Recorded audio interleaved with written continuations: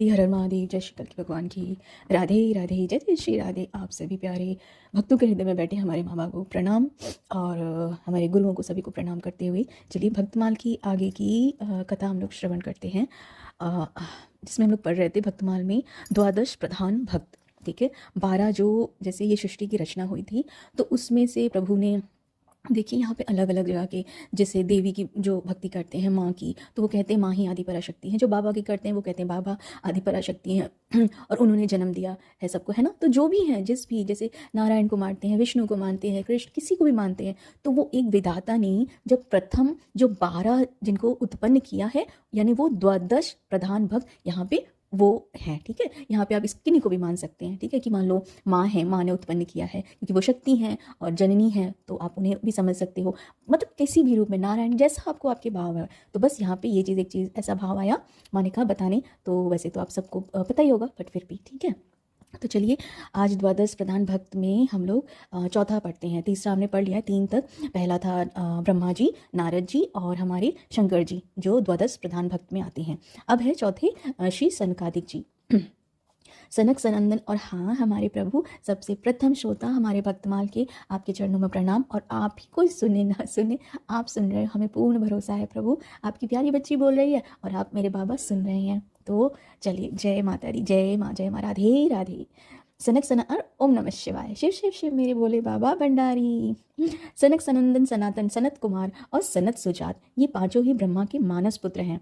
कहीं कहीं सनत कुमार और सनत सुजात को एक मानकर 4 ही कहा गया है। कहते हैं कि जब ब्रह्मा से 5 पर्वों वाली अविद्या दूर हो गई, तब ब्रह्मा ने अपनी शक्ति के साथ निर्मल अंतःकरण होकर इनकी सृष्टि की। ब्रह्म ही शक्ति ने इन्हें संपूर्ण विद्या, उपासना पद्धति, तत्व ज्ञान का उपदेश किया। इन सबके अध्ययन, तपस्या, शील स्वभाव एक से ही हैं। इनमें शत्रु, मित्र तथा उदासीनों के प्रति बेदृष्टि नहीं है। सर्वदा 5 वर्ष की अवस्था वाले बालकों की भांति ही वे ये विचरित कर रहते हैं। संसार के द्वंद्व इनका स्पर्श नहीं कर पाते। रात दिन भगवान श्री कृष्ण के नाम जाप किया करते हैं। हरि शरणम हरि शरणम हरि शरणम मंत्र तो इनके सर्वोच्च इच्छा के साथ साथ चलता रहता है। इसी से सदा बालक रूप रहते हैं। इन्हीं भगवान के लीला सुधा पान करने में इतना आनंद आता है कि प्राय शेषनाग के पास जाकर पूछ पूछ कर उसका रस स्वादन करते रहते हैं। इनका एक भी क्षण भगवान के चिंतन बिना नहीं बीतता। यह सर्वदा ब्रह्मानंद मगन रहते हैं। इनके उपदेश से अनेक व्यक्तियों का कल्याण साधन हुआ है। इन्होंने सुखदेव भीष्म को आध्यात्मिक विद्या का सुउपदेश प्रदान किया है। महाराज पृथु ने, जो कि भगवान के एक अंश अवतार है, पृथु जी, इनसे ही भागवत सु उपदेश ग्रहण किया है। इन्होंने प्रलय के कारण पहले कल्प के भूले हुए ज्ञान का ऋषियों के प्रति उपदेश किया। महाभारत में सनत सुजात मुनि ने धृतराष्ट्र को बहुत सुंदर उपदेश दिया। उद्योग पर्व का एक महत्वपूर्ण अंश ही इस सनत सुजातीय पर भगवान श्री शंकराचार्य कृत एक संस्कृत भाष्य भी है। कभी कभी ये लोग स्वयं परस्पर भगवत चर्चा किया करते हैं। कभी कभी ये लोग स्वयं परस्पर भगवत की चर्चा किया करते हैं। किसी को एक को वक्ता बना लेते हैं, दूसरे को सब श्रोता बना लेते हैं। इस प्रकार बड़े मार्मिक बातें होती हैं। श्री भगवत की वेद स्तुति एक ऐसी ही अवसर पर कही गई है। श्री सनक नंदन जी को प्रवचनकार बनाकर बाकी लोग श्रोता बन गए हैं। इस प्रकार एक बड़े जटिल प्रश्न का उत्तर संसार को मिल गया कि वेदों में भगवान का वर्णन किस प्रकार होता है। भगवान से अतिरिक्त वस्तु का निषेध करते हुए वेद अंत में किस प्रकार भगवान में परिसमाप्त होते हैं। इस उपदेश में इस बात का अत्यंत विषाद वर्णन हुआ है। भगवान के भक्तों, जीवन मुक्तों, सिद्ध संतों में संसार के कुलुषित विकार, काम, क्रोध आदि होते हुए ही नहीं ना हो सकते हैं। फिर भी कभी कभी संतों के जीवन में भी भगवत इच्छा से लीला रूप में यह बात देखी जाती है। देखने वाले लोग अपने कुलिश हृदय के कारण ब्रह्मवश महात्माओं की लीलाओं न समझकर उनमें काम क्रोध की कल्पना कर बैठते हैं। उनकी इन लीलाओं के द्वारा जगत की हानि न होकर लाभ ही होता है। इनके संबंध में भी पुराणों में एक ही प्रसंग वर्णन आता है। एक बार इन लोगों ने वैकुंठ की यात्रा की है। इन्हें 5 वर्ष के नगन बालक के रूप में देखकर वहां के द्वारपालों ने जय विजय ने रोक दिया। इस पर उन्होंने डांटते हुए कहा, भगवान के नित्य धाम सत्व के साम्राज्य में यह विषमता उचित नहीं है। तुम दोनों के मन में कुछ गर्व और कपट अवश्य आ गया है। कहीं नहीं तो भगवान के सबके लिए खुले हुए समाधाम में भला ये कैसे हो सकता है?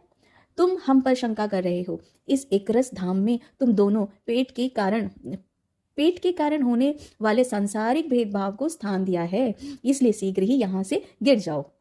यद्यपि संतों में इस प्रकार के आवेश होना असंभव है, फिर भी भगवान की ऐसी ही इच्छा थी। वे इन्हीं मुनियों को निमित्त बनाकर जगत में आना चाहते थे। कहाँ तो उनका स्थान और दर्शन इन मुनियों के लिए भी अगम्य था और कहाँ वे बंदर भालू आदि के लिए भी सुलभ हो गए। भगवान के गांव के ग्वालों के बात तक में आए इन मुनियों को निमित्त बनाकर अपने को सुलभ कर दिया।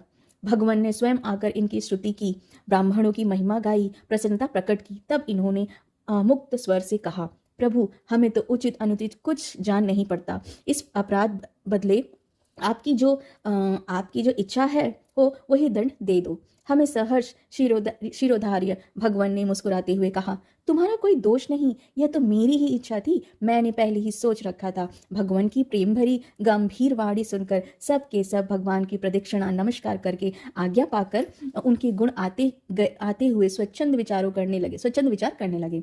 यद्यपि ये संकादिक सबके सब नित्य सिद्धि और निरंतर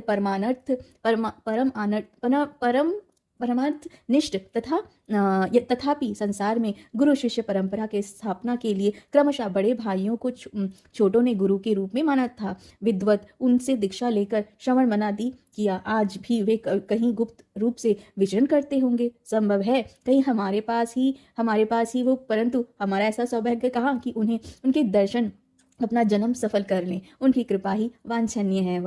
जय जय श्री राधे। क्या पता आप लोग के हृदय बैठे हमारे प्रभु वही संकादिक सब सुन रहे हैं, क्या पता यहीं पे है ना। चलो ये हुआ संकादिक का संकादिक का श्री। अब है श्री कपिल देव जी का। आज हम लोग 2 पढ़ेंगे। फटाफट छोटी सी वीडियो बनाएंगे। श्री कपिल देव जी की सिद्धना कपिलो मुनि। ओके, प्रभु कहते हैं, ब्रह्मा जी सर्ग के आदि में सृष्टि विस्तार के उद्देश्य से कई पुत्र उत्पन्न किए। इनमें से एक कदर्म नाम के प्रजापति भी थे। इन्होंने ब्रह्मा जी की आज्ञा से सनातन उत्पन्न करने हेतु सरस्वती नदी के तट पर 10,000 वर्ष तक तप किया। भाई मैया हमसे तो इतना ना हो पाई, आप ही बल बुद्धि जो भी, बस आपकी कृपा का सहारा है माँ, हम सब भक्तों को, है ना। कोई भी यहाँ तक सुन रहा है तो प्रभु आप ही सुन रहे हो और आप ही से कह रहे हैं। इसके अंतर वे समाधिस्थ तप स्वाध्याय तथा ईश्वर प्राणिधान रूप क्रिया योग के द्वारा शरणागत वत्सल भगवान की भक्ति सहित उपासना करने लगे। देखिए, शरणागत, बस उनके शरण में आ जाइए। फिर देखिए उनकी भक्ति से प्रसन्न होकर भगवान ने उन्हें दर्शन दिया। कदर्म ऋषि भगवान का योगी जन दुर्लभ दर्शन पाकर कृतार्थ हो गए और उन्हें साष्टांग प्रणाम करके उनकी स्तुति करने लगे। उन्होंने भगवान से प्रार्थना की कि मुझे अपने समान स्वभाव वाली और चतुर्वर्ग की प्राप्ति करने वाली सधर्मिणी प्रदान कीजिए। भगवान ने कहा, हे प्रजापति, ब्रह्मा जी का पुत्र स्वयंभुव मनु अपनी पत्नी के साथ परसों यहाँ आएगा तथा अपनी देवहूति नामक कन्या का तुम्हारे अपहरण करेगा। उसके द्वारा तुम्हारे 9 कन्याएं प्राप्त होंगी। मैं भी तुम्हारे प्रेम से आकृष्ट होकर आपने अशरूप कला के द्वारा तुम्हारे यहाँ पुत्र प्रकट होऊंगा और संख्या शास्त्र रूप सहित की रचना करूंगा। यह कहकर भगवान अंतर्धान हो गए। भगवान के कथा अनुसार तीसरे दिन स्वयंभू मनु अपनी पत्नी के सहित कन्याओं के साथ लेकर कदर्म के आश्रम में पहुंचे। बड़े आग्रह और विनय के साथ वे ऋषियों को अपनी कन्या अर्पित कर चले। इधर देवहूति माता पिता के लौटे जाने पर पिता की अत्यंत प्रीति पूर्वक सेवा करने लगे। उसने विषय भोग की इच्छा तथा कपट, द्वेष, लोभ, निषुद्ध आचरण और प्रसाद आदि दोषों को त्याग कर शौच, इंद्र आदि निग्रह आदि गुणों से अपने तेजस्वी पति का संतुष्ट किया। काल पाकर उन्हें 9 कन्याएं उत्पन्न हुई। अब तो कदम ऋषि अपने पिता ब्रह्मा जी की आज्ञा पूरी हुई जानकर संन्यास धर्म में दीक्षित होने का विचार करने लगे। उनके इस विचार को जानकर देवहूति उनसे हाथ जोड़कर बोली, भगवान, आप अपनी आत्मा का कल्याण करने के लिए घर छोड़कर वन में जाना चाहते हैं तो जाइए, मैं आपके मार्ग में बाधक होना नहीं चाहती। किंतु मेरी एक छोटी सी प्रार्थना है, उसे पूरी करके आपको जिनका विचार करना चाहिए वह यह है कि आपके वन चले जाने पर मेरा शोक दूर करने के लिए मुझे एक ब्रह्मज्ञानी पुत्र चाहिए। केवल कन्या उत्पन्न करके आप ऋण से मुक्त नहीं हुए हैं, अतः आप कुछ दिन और घर में रहिए और पुत्र उत्पन्न होने के बाद चले जाइएगा। मैंने विषयों में लुप्त रहकर अब तक की आयु तो व्यर्थ खो दी, परंतु शेष जीवन मेरा भगवान के भजन में ही बीते, ऐसी मेरी इच्छा है। आपको ब्रह्मज्ञानी न जानकर मैंने अब तक आपसे ग्राम्य सुखों की कामना की। अब आप कृपा करके मुझे पुत्री की प्राप्ति कराकर इस संसार रूप बंधन से छूटने में सहायता कीजिए। उसकी इन विनयों एवं वैराग्य युक्त वचनों को सुनकर ऋषि को भगवान के वचनों का स्मरण हो गया। वे बोले, हे राजपुत्री, तुम किसी प्रकार की चिंता न करो। तुम्हारे उदर में भगवान जगदीश्वर शीघ्र ही अवतार धारण करेंगे और तुम्हें ब्रह्म ज्ञान का उपदेश देकर तुम्हारे हृदय के अहंकार रूप की ग्रंथि को छेदन करेंगे। देवहूति भी प्रजापति के वचनों में पूर्ण विश्वास कर भगवान श्री हरि के प्रेम पूर्वक आराधना करने लगी। समय पाकर उसके उदर में भगवान मधुसूदन प्रकट हुए और चारों दिशाओं में जय जयकार ध्वनि होने लगी। उस समय मारीच आदि ऋषियों सहित ब्रह्मा जी कदम ऋषियों के आश्रम में पहुंचे। उन्होंने कदम देवहूतों को उनकी पुत्र का महात्म्य बतलाया और कहा कि साक्षात पूर्ण पुरुष ही तुम्हारे यहाँ अवतरण हुए हैं। इनके केश कल्प सुवर्ण समान कपिल वर्ण होने के कारण ये जगत में कपिल नाम से विख्यात होंगे। ये सिद्ध मुनियों में अग्रगण्य होंगे और संख्या शास्त्र का प्रचार करेंगे। यूं कहकर ब्रह्मा जी सत्यलोक को चले गए। उनके चले जाने के बाद कदम ऋषि ने अपने यहाँ पुत्र रूप से अवतरण हुए भगवान कपिल देव की अनेक प्रकार की स्तुति की और उनसे संन्यास धर्म का स्वीकार करने की आज्ञा मांगी। भगवान बोले, हे प्रजापते, मुमुक्षों को आत्मज्ञान प्राप्त हो कराने में सहायक प्रकृति पुरुष आदि तत्वों का निरूपण करने के लिए ही मैं इस धराधाम पर अवतरण हुआ हूँ। तुम अब सब प्रकार के ऋणादु बंधों से मुक्त हो गए हो, अर्थात तुम संन्यास ग्रहण कर सकते हो। यद्यपि तुम्हें घर में मुक्ति की प्राप्ति कठिन नहीं है, परंतु तुम मुझ बराबर स्मरण करते रहना और अपने समस्त कर्मों को मुझे अर्पण करते रहना। मोक्ष की प्राप्ति के निमित्त मेरे उपासना में लगे रहना। यद्यपि यह सूक्ष्म आत्मज्ञान मार्ग बहुत पहले से चला आ रहा है, तथापि हमें अपने तथापि मतलब ये यहाँ पे एक चीज़ कहना चाहते हैं आप सभी को, और प्रभु आप ही कि जो भी आपके कर्म बन, जो मतलब आपको लगता है कि हाँ ये कर्म ना मुझे अपने प्रभु को, क्योंकि बस अपने आप को ये कहेंगे कि सब प्रभु को समर्पित कर दीजिए, और इस भाव को भी क्या अच्छा क्या बुरा अब वो जाने। कहते हैं ना कि बस अपने आप को बस उनके शरण में, कि एक बच्चे की जैसा, बच्चा हूँ मैं, बच्ची हूँ मैं, अब अच्छा बुरा कर्म क्या गलत सही करत वो आप संभालो। बस एक भाव आया तो ठीक है। जैसे प्रभु ने कहा ना कि अपने समस्त कर्मों मुझको, मतलब मुझे ही बस अपने आप को सौंप दो। तथापि बहुत काल बीत जाने से वह लुप्त हो गया है। मतलब इस बात को कि सब भूल गए ना कि अपने सब शुभ कर्म, अपने जो कर्म है, जो भी कुछ है आपका, सब प्रभु को समर्पण की, लेकिन सब धीरे धीरे भूल जाते हैं। जैसे जैसे समय बीतता है, युग बदलते हैं, तो हमारी आत्मा वो भूल जाती है, पर प्रभु तो सब उनको याद है, हम उनके वो हमारे। उनका अतः उनका पुण्य प्रचार करने के निमित्त ही मैं पृथ्वी पर प्रकट हुआ हूँ, जो कपिल देव जी थे। जय हो। सकल प्राणियों के अंतःकरण में रहने वाले मुझ स्वयं प्रकाश परमात्मा को अपने देह शक्ति आत्मा में देखकर तुम शोक से छूट जाओगे और मोक्ष सुख को प्राप्त करोगे। जय हो प्रभु। मैं देवहूति माता को संचित और क्रियामान आदि सब प्रकार के कर्मों की वासनाएं मन से दूर करने वाली आद्य आत्मा विद्या कहूँगा, जिसे प्रभाव से वह देवहूति संसार भय को तर जाएगी और मोक्ष सुख को प्राप्त करेंगी। भगवान कपिल देव जी ने इन वचनों को सुनकर कंदर्प ऋषि परम प्रसन्न हुए और भगवान की प्रदक्षिणा करके वन को चले गए। वे सकल संगों को त्याग कर अहिंसा व्रत का पालन करते हुए पृथ्वी पर विचरने लगे। उन्होंने अपने उत्कट भक्ति योग के द्वारा अंतर्मयी भगवान वासुदेव के चरणों में मन लगाकर उत्तम भगवत भक्तों को प्राप्त होने वाली भागवतिक गति को प्राप्त किया।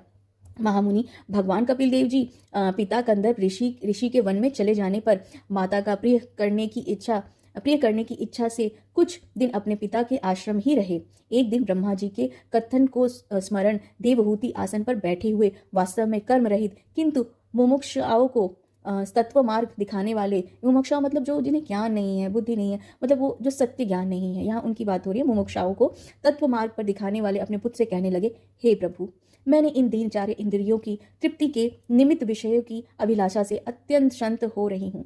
हे देव, आप मेरे इस महामोह को दूर कीजिए। आप शरणागत के रक्षक, भक्तों के संसार रूप वृक्ष को छेदन करने में कठोर के समान हो। माता के इन वचनों को सुनकर कपिल देव मन ही मन बड़े प्रसन्न हुए और मुस्कुराते हुए बोले, हे माता, इस आत्मा के बंधन और मुक्ति का कारण चित्त ही है। चित्त के सिवा कोई दूसरा नहीं। यह चित्त सप्त आदि विषयों में आसक्त होने पर बंधन का कारण होता है, वही ईश्वर के प्रति अनुरक्त होने पर मुक्ति का कारण बन जाता है। इस प्रकार दुष्ट पुरुष को संग जीवात्माओं का बांधने वाली दृष्टि फंसी है। सप्त पुरुष के संग को शास्त्रों में मोक्ष का द्वार कहा गया है। अतः हे जननी, तुम्हें तत्व पुरुष का ही संग करना चाहिए। साधुओं के सत्संग से भी मेरे प्रभाव का यथार्थ ज्ञान करने वाली, अंतःकरण को सुख देने वाली कथाएं सुनने को मिलती है, जिनके श्रवण से भगवान में श्रद्धा, प्रीति और भक्ति क्रमशः उत्पन्न होती है। उस भक्ति से ऐहिक तथा परलौकिक सुखों की प्रति वैराग्य उत्पन्न होता है। वैराग्य संपन्न पुरुष आत्म साधन के उद्योग में तत्व होकर योग आदि के द्वारा अंतःकरण को स्वाधीन करने का प्रयत्न करता है। शब्द आदि विषयों के सेवन को त्याग कर वैराग से बड़े हुए ज्ञान, अष्टांग योग और भक्ति के द्वारा इस देह में मुझे सर्वांतरमयी परमात्मा को प्राप्त कर लेते हैं। इसके अंतर देवहूति के प्रसन्न करने पर भगवान श्री कपिल देव जी ने भक्ति के लक्षणों का वर्णन किया और फिर संख्या शास्त्र की रीति से पदार्थों का वर्णन करते हुए प्रकृति पुरुष के विवेक द्वारा मोक्ष का वर्णन किया। इसके अंतर अष्टांग योग की स्वरूप की उपलब्धि किस प्रकार होती है, यह बताते हुए भक्ति योग की अनेक प्रकार की बताते हैं और साथ ही संसार के दुखदायी स्वरूप का चित्रण किया। प्रसंगत कामी जनों की कैसी गति होती है, यह बतलाते हुए मनुष्य योनि का महत्व बताया है। यह भी बतलाया है कि मनुष्य योनि पाप पुण्य के सम्मिश्रण से होती है। अपने पुत्र के उपदेश को सुनकर देवहूति के अज्ञान का पर्दा हट गया और वह अनेक प्रभावों को समझकर उनकी भगवत बुद्धि से स्तुति करने लगी। भगवान कपिल उनकी स्तुति को सुनकर बड़े प्रसन्न हुए और स्नेह से गदगद वाणी से इस प्रकार बोले, हे माता, मेरे कहे हुए इस मार्ग से यदि आप चलेंगी तो बहुत ही शीघ्र जीवन मुक्त उत्तम फलों का प्राप्त होगा।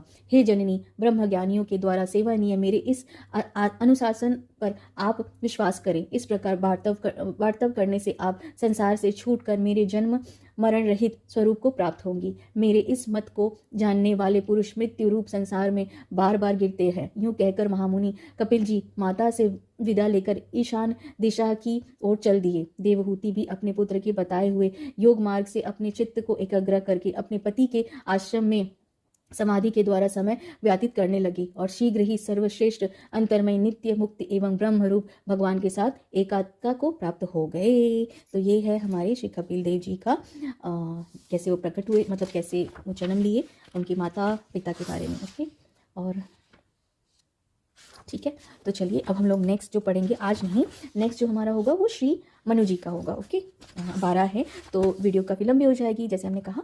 तो जैसे जैसे प्रभु पढ़वाते जाएंगे और पढ़ते जाएंगे। ओके, आप सबके हृदय में बैठे हमारे प्रभु को प्रणाम और माँ बाबा बहुत सारा प्रेम और धन्यवाद प्रभु, धन्यवाद धन्यवाद धन्यवाद धन्यवाद। जितना धन्यवाद कहें आपको, बस क्या कहेंगे, हम आपकी छोटी सी बच्ची, बस बहुत सारा प्रेम सभी को। और जय जय श्री राधे, जय श्री कल्की भगवान की जय, माँ बाबा राधे राधे। बस आपकी कृपा, आपकी कृपा, आपकी कृपा और आपकी ही कृपा। राधे राधे।